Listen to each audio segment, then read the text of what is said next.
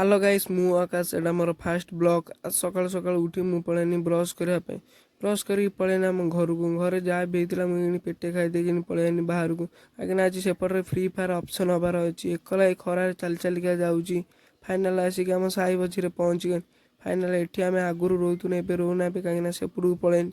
ଦେଖିପାରୁଥିବେ ଆମ ସାହିଟାକୁ। ତାପରେ ପଳେଇନି ଯେଉଁ ଜାଗାରେ ଅପସନ୍ ହେବାର ଥିଲା।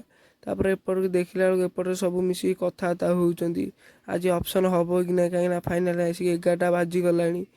ଦେଖିଲା ବେଳକୁ ଅପସନ୍ କିଛି ହେଲାନି। ମୁଁ ପଳେଇନି ଏବେ ଘରକୁ, ଏଠି ଯାଉଛି। ତାପରେ ଆସିଲା ବେଳକୁ ଏ ବାଟରେ ଦେଖିଲା ବେଳକୁ ବର୍ଷା ଉଠିଲାଣି।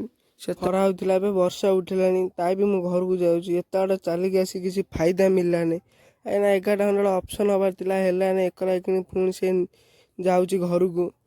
ଫାଇନାଲି ଘରେ ପହଞ୍ଚିଗନି। ଅଳ୍ପ ହାଲକା ହାଲକା ବର୍ଷା ପକାଉଥିଲା, ମୁଁ ବି ଟିକେ ଟିକେ ଓଦା ହେଇଯାଇଛି।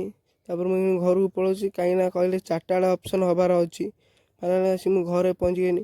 ମୁଁ ଏବେ ଯାଉଛି ଗାଧୋଇ ଖାଇମି, 4ଟା ବେଳକୁ ଦେଖେଇମି ଅପସନ୍ ହେଲା କି ନାହିଁ।